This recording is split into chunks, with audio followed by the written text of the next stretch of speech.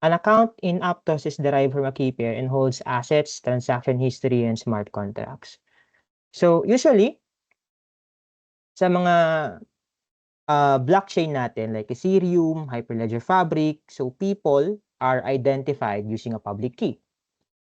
And yung public key yung gagamitin nilang address so that other people can send cryptocurrencies to them.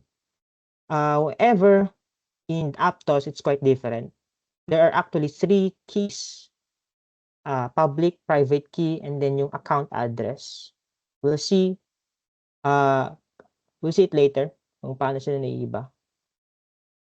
But ang difference ng Aptos from different blockchains, instead na sesendan mo yung other person, you will use the account address instead of public key. And I think it's just their implementation to implement some security mechanism. Wallets. So it's a digital tool that securely stores key pairs, enables users to manage their blockchain assets, sign transactions, interact with decentralized wallet applications. So if you're familiar with MetaMask, so it manages your key pairs, your private key is stored in there, and sometimes yung mga wallets na iba, it's full of features. Not only it stores your key pairs, i-display niya kung magkano na yung asset na nilalaman ng public key mo. And you can also perform other functionalities there, depending kung ano yung wallet na ginagamit. But later on, we will be using Petra Wallet. Explorer. So a blockchain explorer is a tool for viewing real-time blockchain data, including transactions, accounts, smart contracts, and blocks. So as mentioned, all of the transactions and data are recorded in blockchain. Meron kang resibo. Kung may nagalaw na data, may resibo.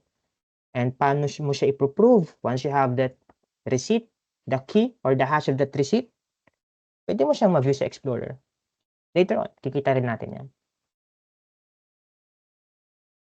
And yeah, I think that is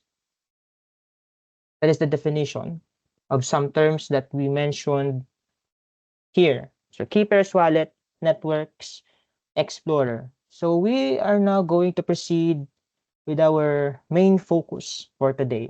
It's hands-on. We read data in Aptos blockchain and we invoke smart contracts in blockchain. So here's an example of our application for later. So ang nababasa niya dito is the balance of our wallet. And then for the mutation of data, we will just be sending some token to another account address, specifying our amount. And also before na makalimutan ko, if so a blockchain, usually meron siyang native token. Yung Bitcoin blockchain, ang native token niya is si Bitcoin, BTC. And then yung parang subunit niya is Satoshis. And then si Ethereum, ETH or Ether. And then yung parang subunit niya is si Wei. So for example, in the Philippines, we have our currency, peso. And then we have centavos. Kaya eto, let's check it later. So let's proceed with the hands-on. Okay. Going to see that later. Let me just transfer my screen to VS Code. This one.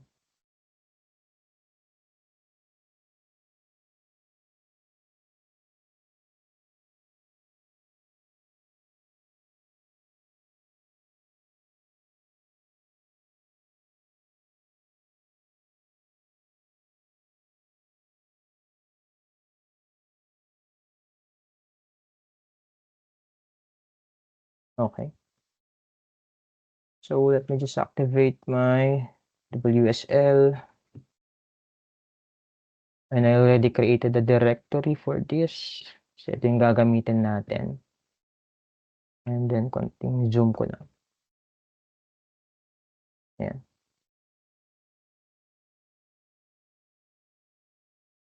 Just gonna open the folder in the directory. Okay.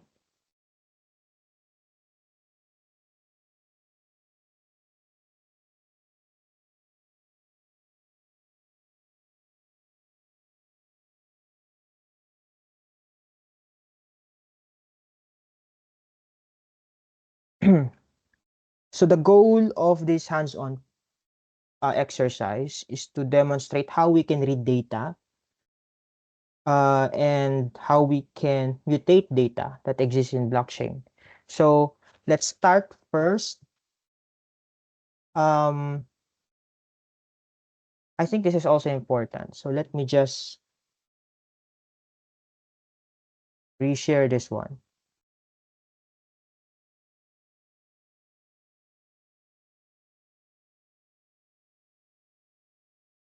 Eto. So ang architecture ng decentralized application generally, nandito yung blockchain, set yan, si Aptos network or si Bitcoin or kung ano mang blockchain to or si Ethereum. And then, kung yung blockchain na yon ay nag-a-allow na makapag-deploy ka ng smart contracts, then ang nangyayari, you first deploy smart contracts sa blockchain infrastructure, sa chosen blockchain network. And then, before ka makakabuo ng isang front-end, isang user interface that interacts with the blockchain, you first need a client library, and usually provided na yon ng chosen blockchain mo. And since Aptos ang gagamitin natin, we'll be using the Aptos client SDK. It is written in TypeScript. So our code for today, we'll be using TypeScript. So we are in this part, not dito sa smart contracts part. Nandito pa rin tayo sa front end part so that you guys can just visualize. Okay, let me just reshare my VS Code.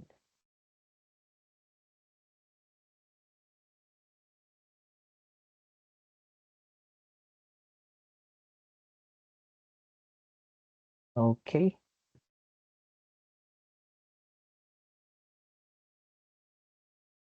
Mhm.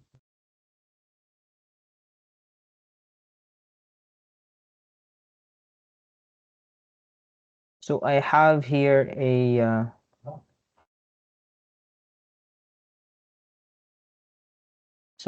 code that can initialize the project. I'll just paste it here for reference so that hindi masyadong matakaw sa oras. Bash. Initialize.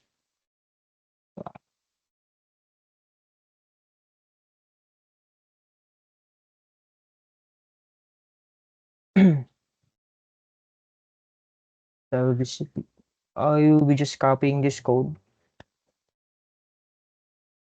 So npm init will initialize the project, and then these are the libraries that we are going to use: TypeScript, and then the TS Node compiler, and the echo here will just add some content in our file. So press enter.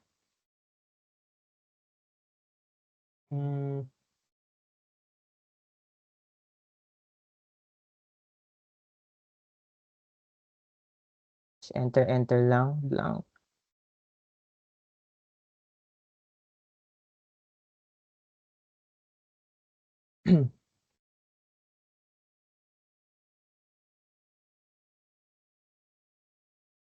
Okay. So meron tayong quick start na buo. Ito. This is the code automatically created through this echo command. Okay, let me just test that quick start that TS is working. So npx, and this is our compiler, TS node source quick start TS.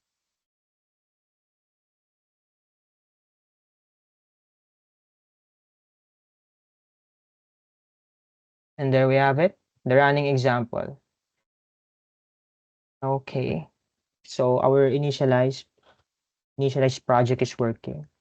Now, I want to start by demonstrating the accounts in Aptos para makita natin kung paano nag-work yung private key and public key. So, the goal for the first exercise is to see how this library can provide us the tools for us to generate an account.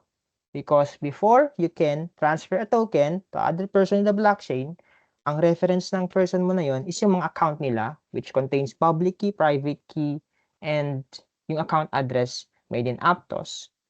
And here, dito, sa in-install natin, okay, so wala pa yung Aptos client dito. We will be needing the Aptos SDK. We just initialize the project. But we need to install the library that Aptos provides. npm I Aptos Labs SDK.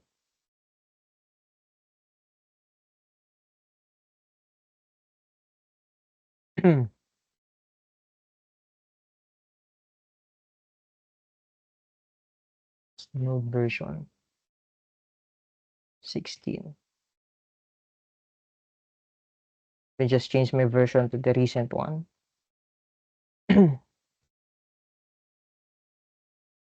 Okay.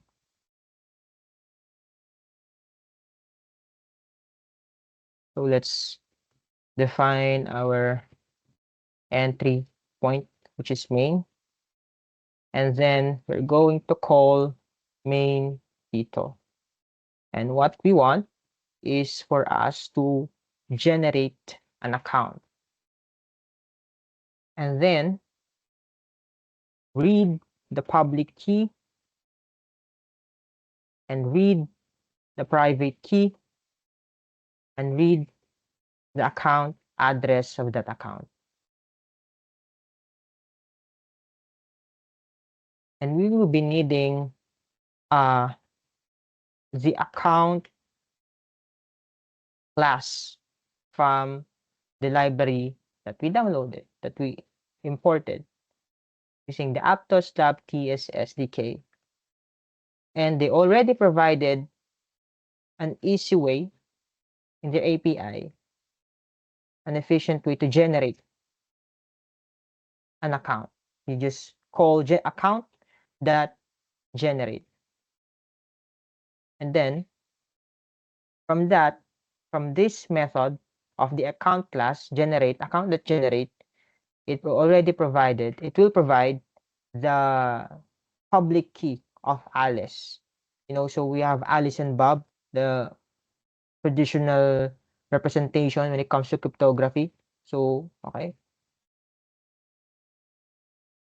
So public key.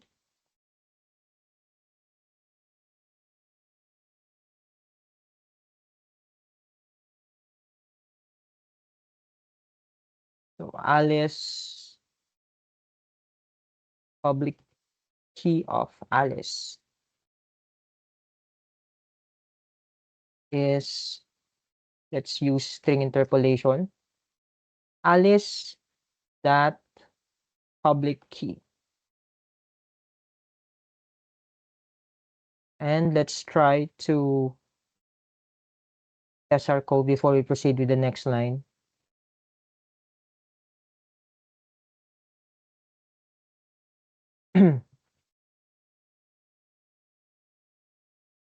Oops. Wala siyang, hindi na save eh. Wait lang.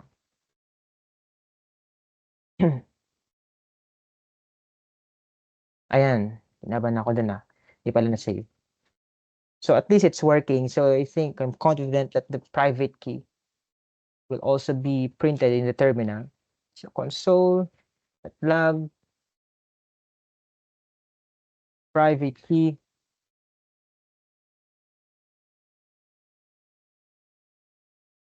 But when it comes to private key, make sure that you are not going to share this to your friends or other people.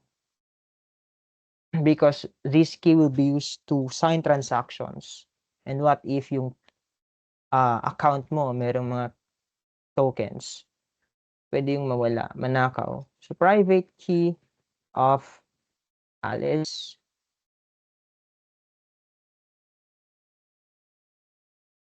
So Alice, the private key. And then, yung account address niya,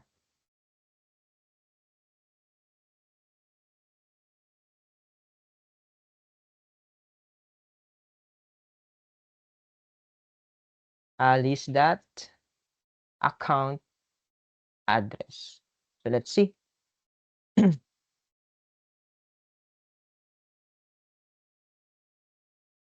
So there we have it. So again, in Aptos and other blockchain, we have the concept of accounts and the usual way to represent, no, it's the common way to represent an entity or a person in blockchain is to use key pairs, usually the public key. But right now, we will be using the account address later on. And if you want to generate an account for Bob, just to complete the traditional cryptography example, you can just repeat that. And then we'll be repeating what we printed here. But let's try it for Bob. Bob, Bob, Bob.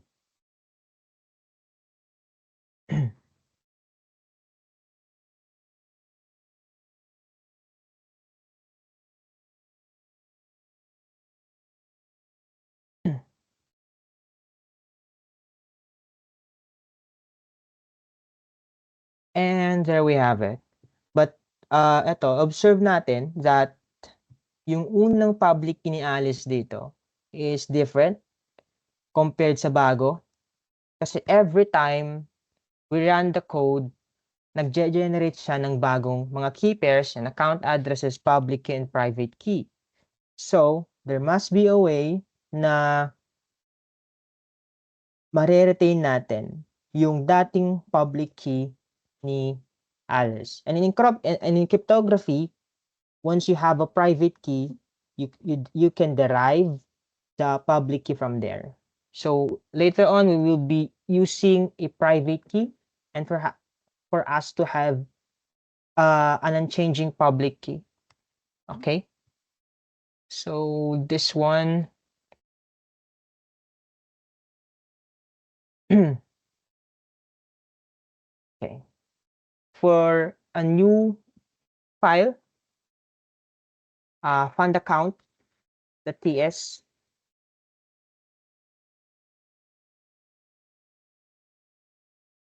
And I want to demonstrate here that for every account, public key, private key. Since nagpo-point siya ng isang like a person sa blockchain na pwedeng maka-receive ng funds, let us fund the accounts that we generated and check. And dito na tayo magre-read ng data sa blockchain. So, okay. So, let's just copy the Alice and Bob. Actually, the whole code. Paste it in fund account. And let's remove the keys, the printed keys. The private key and account address. Ayan.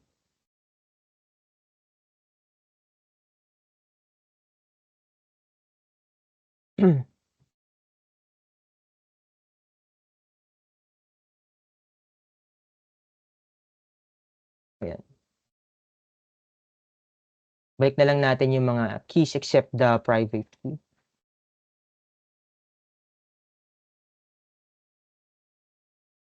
Same for the key of Bob.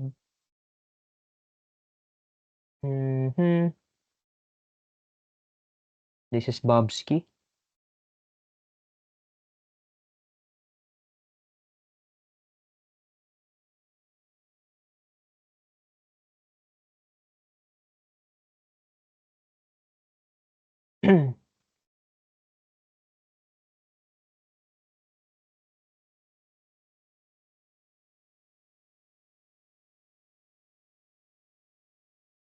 Alice. Public key of Alice, and then account address of Alice, and account address of Bob. Or this should be public key of Bob. Public key of Bob, and then account address of Bob. Okay, let me just check. So npx tsnode source 02.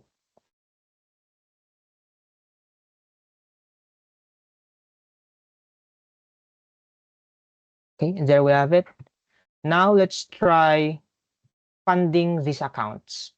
If you're familiar with blockchain faucets, so yung faucet nung unang nung bago-bago pa lang ang Bitcoin sa Pilipinas. So we have faucets, and that faucet will give you free Bitcoins. So 1, 2 Bitcoin, or kung ilang satoshis man yan. So it also still applies today, but more on mga test network na. So in order for us to view the balance of Alice, we need an Aptos client.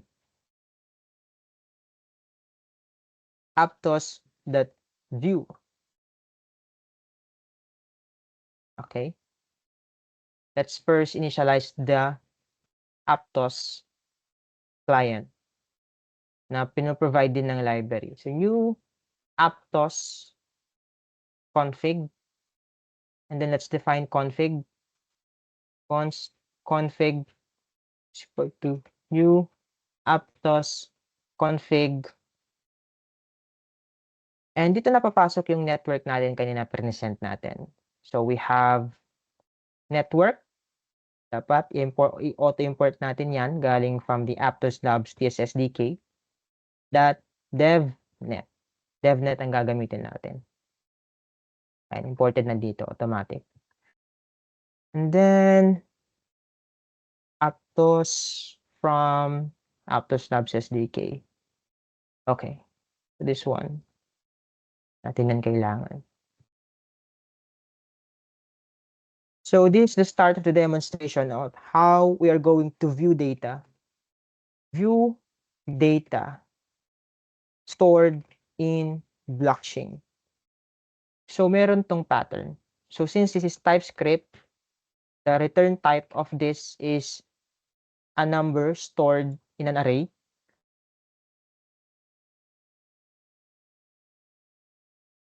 Let me just remove the comment. And then it will be requiring a payload. Mga parameters na ipapasa mo. And in this one, observe these values. O x1 coin balance, and then type arguments 0x1 Aptos coin Aptos coin, and then function arguments. Oops, there's an error here. It should be of type argument, na list of type arguments. So ayan. And then function arguments will be viewing Alice's balance. So Alice, that account address. So ito na yung example natin. Usually, public key yung ginagamit, other blockchain, but dito, account address. So, if you are going to print the balance,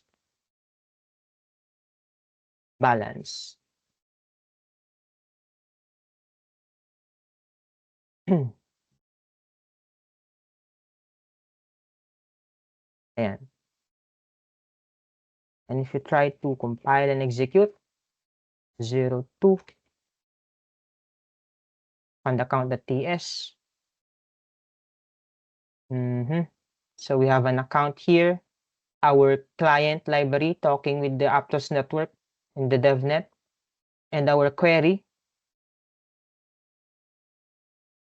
Let's try to execute.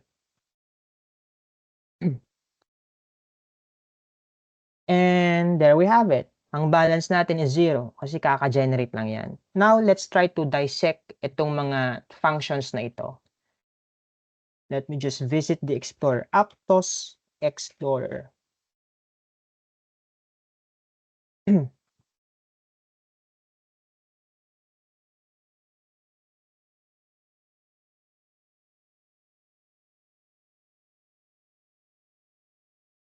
Let me just change the window.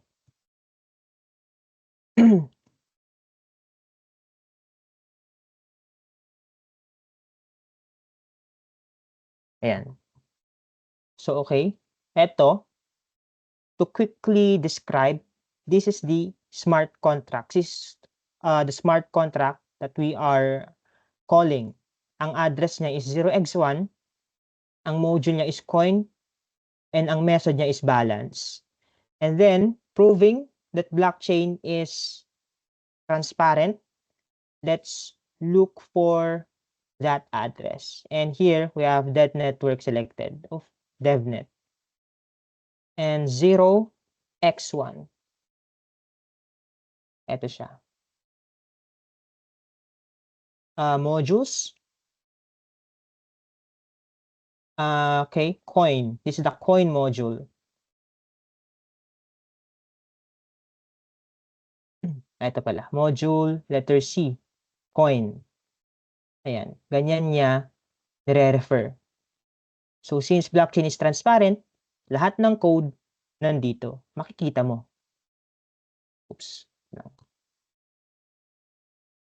And, yan. So, the address, the module, and the method. The function. Wait lang. Masyado tong mahaba. Kaya let me just try to click this view para ma-filter. Dito sa coin, and then meron tayong balance dito. And this is the move language. So in short, we are invoking this function na naka-deploy sa Aptos network. And we are invoking this function using our TypeScript library, which is Aptos SDK. At ang kanyang only parameter is si owner address.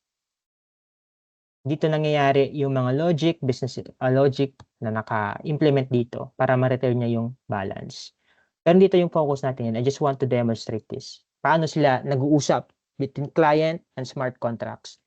So, via this library, i-refer mo lang yung address, module, and then function.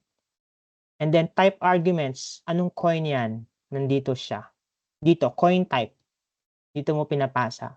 Aptos token ba yan? And then ilagay natin yung Aptos token. And then yung function arguments, eto. Kanino natin? Anong address yung kailangan nating malaman yung balance? Dito. Alice.account address. And ito na yung gagamitin natin pang view all throughout the demonstration. Ganito lang siya.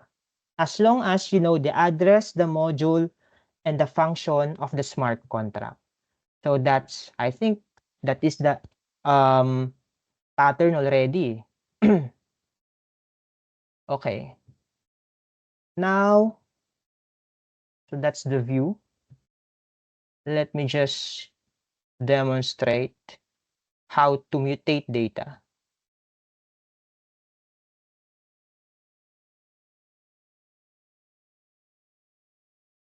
Dito. So we printed the balance. Now let's mutate some data. Since ito, medyo simple lang kasi the SDK already provided some helper functions for us to call the faucet. Yeah. You should just call fund account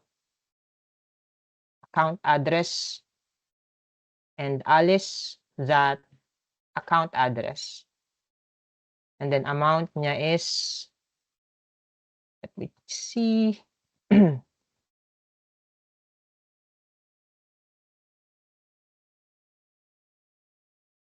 So this is equivalent to, check natin later. Ito. So, 100 million octas, 1 APT token. So, isa lang yan.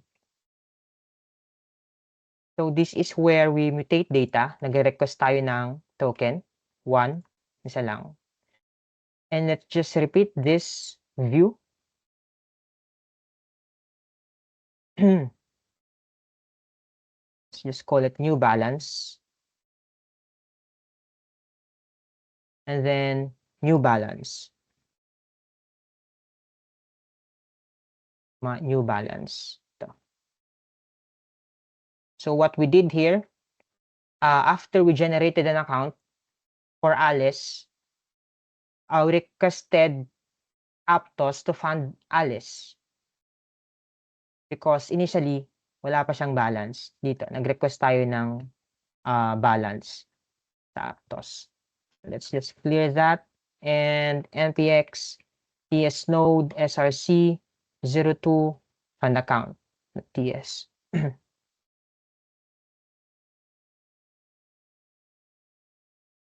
And there we have it. That's the new balance. So that is the demonstration of how to view data and mutating data by using helper functions of the SDK. Now, let's try to have the derive accounts. Just to make it quick, derive account .ts. And then, i-retain natin tong code na to. Tapos magre-request pa rin tayo ng fund from Aptos. I-retain natin si Alice. Pero magge-generate ulit siya ng bago. Ayan, const Alice account.generate. Alice, tanggalin natin si Bob. Hindi natin siya kailangan. And then this is the client.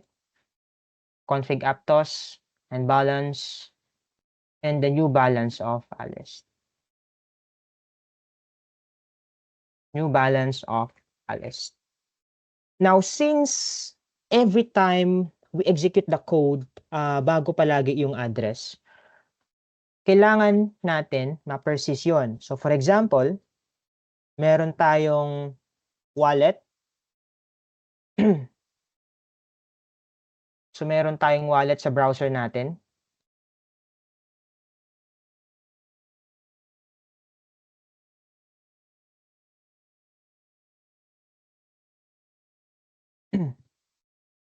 So, I installed Petra Aptos wallet. Yung wallet for Aptos. This is DevNet. This is not mainnet. So, I have fake asset there. So, makikita nyo dito yung network naka-DevNet. And then, if you want to request some funds, we just click faucet. And then, mag-a-add na yan. Let's see, baka hindi siya nag-reflect. 42.4.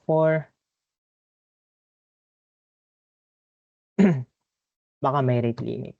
Ayan, 54. Delayed lang. 54.778. Ang goal natin is we have this account already in our wallet. So we want to use this account. So let's click manage account. Aptos. We will be using private key. The private key to derive the account. But best practice, do not share your private key sa iba. Okay? Okay? We just copied the private key. Ta-transfer natin yung private key dito. So const my private key. We just store that here.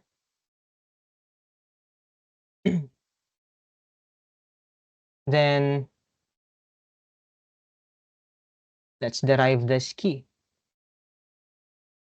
We will be using some casting. So private key bytes. Let's convert this to an integer array. 8 array from a buffer,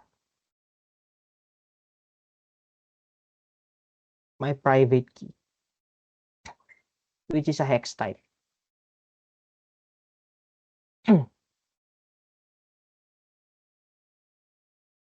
Private key is equal to new EDD. Okay. So this is just the pattern from Aptos documentation. So we'll just copy it. So private key bytes. And then const account is equal to account that from private key.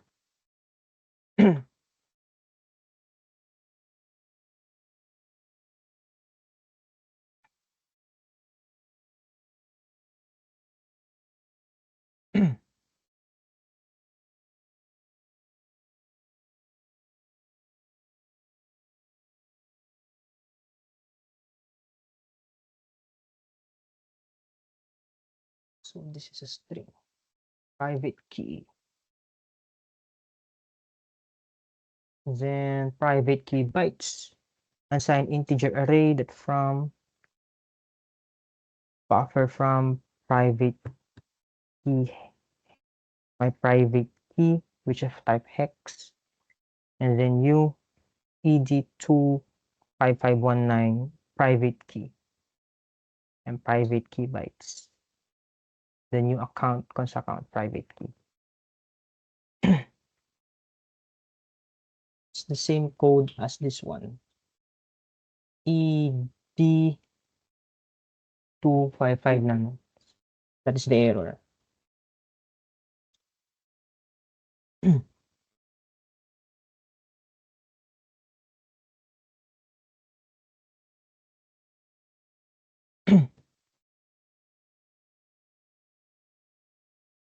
So if we check the balance again, in here, we'll be calling the same balance, derive key balance.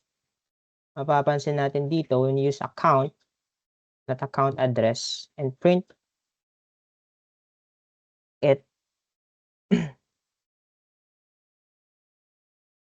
makita natin yung derived key balance dito.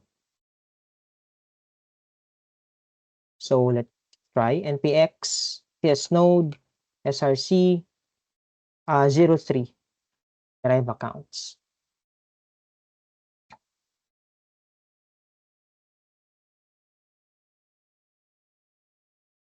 Private key length should be 32.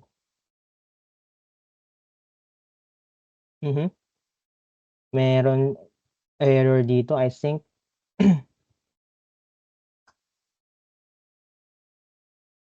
I think it is 32 bits. Wrong key. We pasted the wrong key.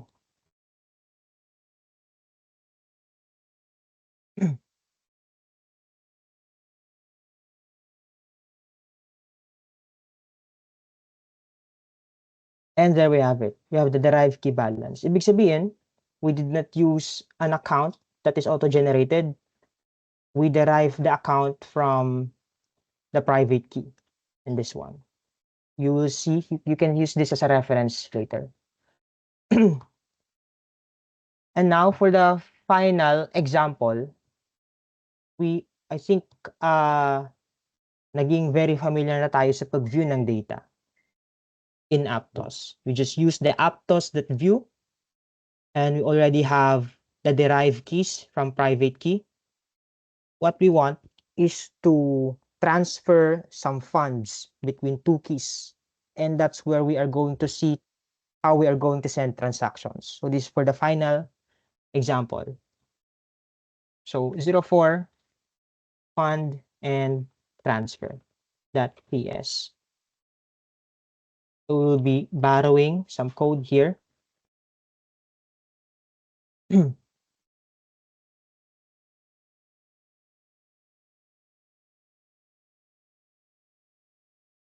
So we have Alice and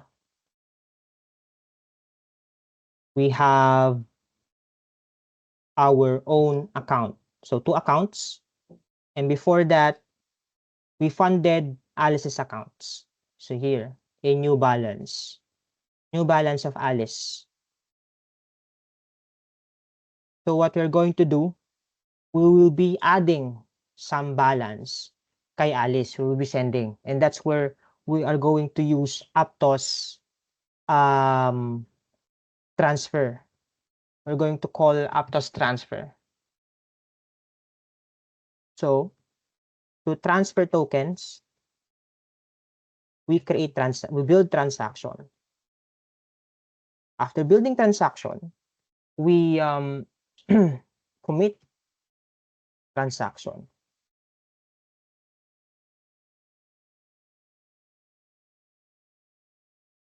Transaction. Build.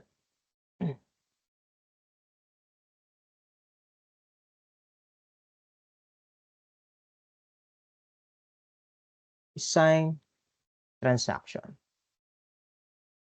So let's quickly do this. As a last example, ito na siya. So we have a transaction here wherein we want to arrange a newly built transaction. So we call again Aptos transaction that build. That's simple.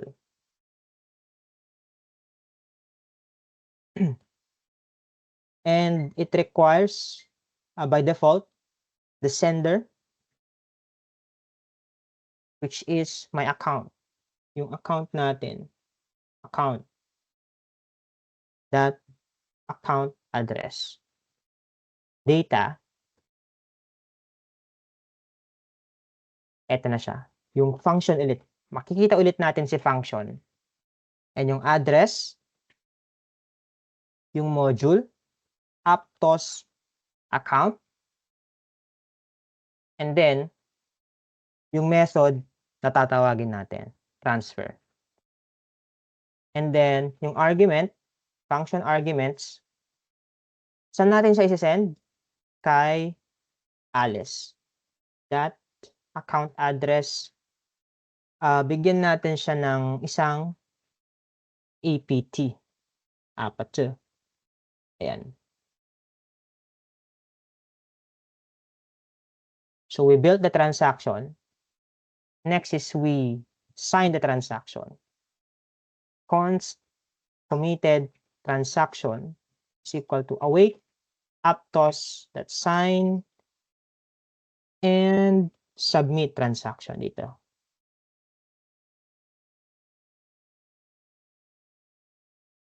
And ang magsasign niyan is syempre yung magbibigay. So account. And then the transaction is yung binild natin na transaction.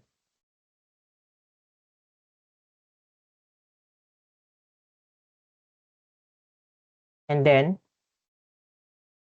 once we have signed the transaction, we now commit it. We send it so that it will be executed in blockchain. Executed transaction equal to await Aptos. Wait for transaction. Transaction hash will be using that committed transaction hash.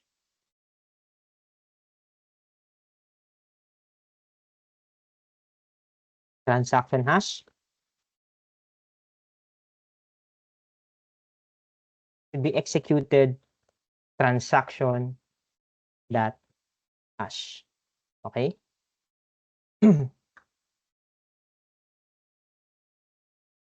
And then, so once we sent that, i-query na naman natin yung balance ni Alice para makita natin.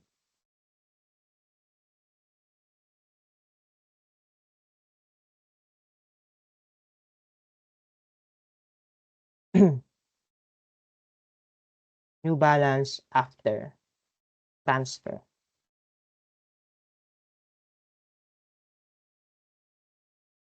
After transfer.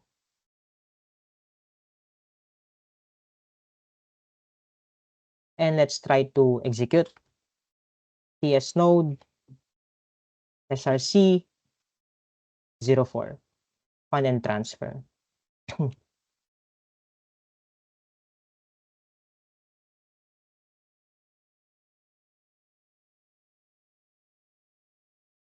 Ayan. So, yun yung nangyari. So, eto si Alice, ito yung public key niya.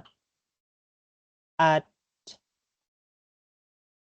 I think this is the account. Yeah, this is the account address. And una, yung balance niya is 0.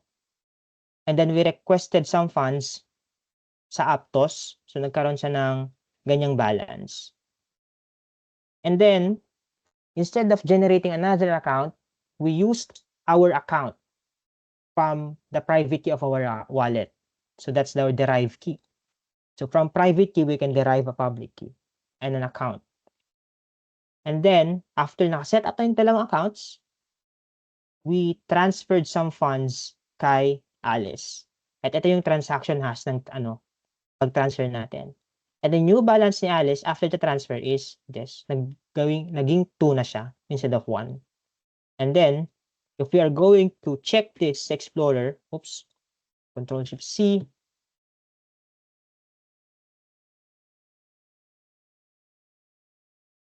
Aptos Explorer,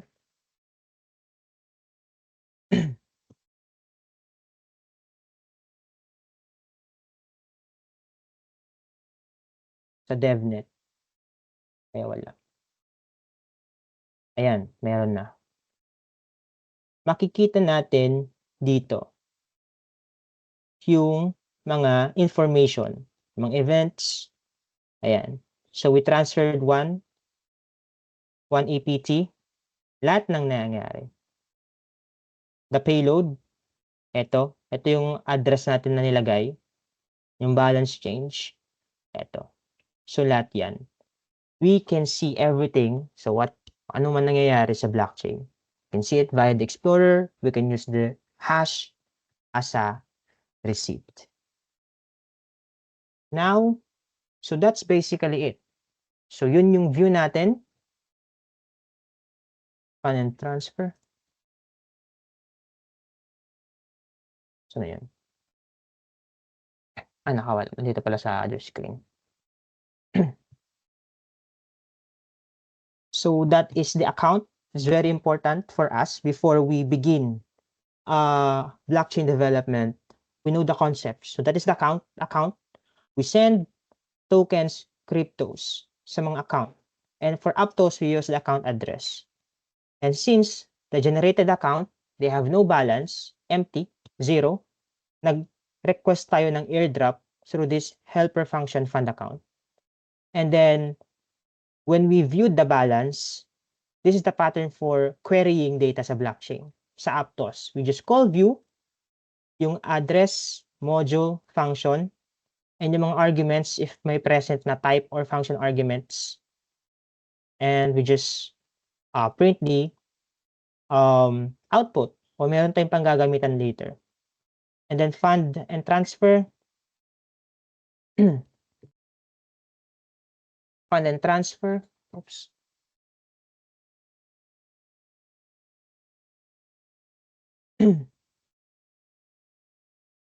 So that's for fund and transfer. We are not querying data here.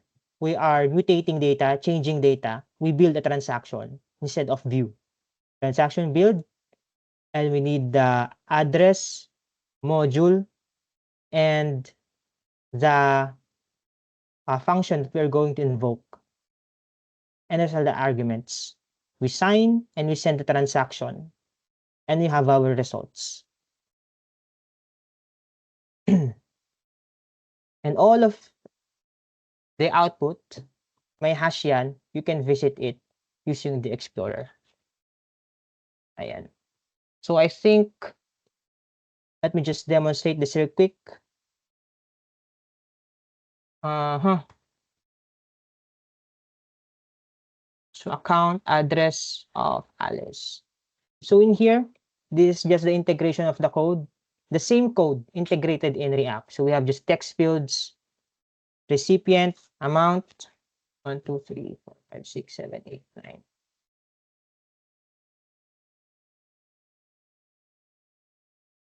Just connect. Let me just check kung sinong nanditong account. Okay. DevNet, connect, approve. And then send to Alice. 1, 2, 3, 4, 5, 6, 7, 8, 9. Ay, hindi kaya. Itan natin. And then approve. Meron siya network fee. And then succeeded hash.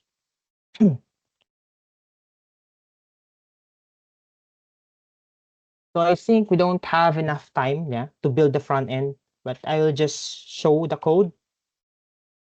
So we have here the wallet provider, the transfer APT. And in the templates, this is the controls. But the important thing is what happens on click. And the same code that we wrote, you prepare the transaction, you build the transaction, you execute the transaction. And for reading the data, let me just check set APT balance. Here, we use the same code in this part. Read, view, and we were able to read the APT balance and invoke the transfer. Okay, so lastly before I end, if you're interested sa pag-integrate ng itong mga na-present natin ng accounts, transfer token, meron ditong I'll just paste the link here.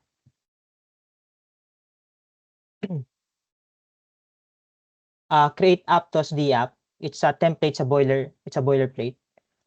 And what we're going to do, meron na diyang connect wallet like this one. And you just call the view functions and the invoke functions where you build the transaction.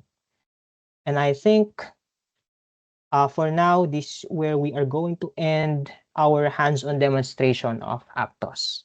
So at least in the first webinars and until now, you have understand what blockchain is. So it's just an append-only database where data are tamper-proof and tamper-evident secured via cryptography. Data is immutable, data is transparent. And this is the first part of our hands-on demonstration where you read and mutate data using the Aptos client. And I hope you learned something today. Okay, so that's for my presentation. Thank you very much. And I hand the floor to the host.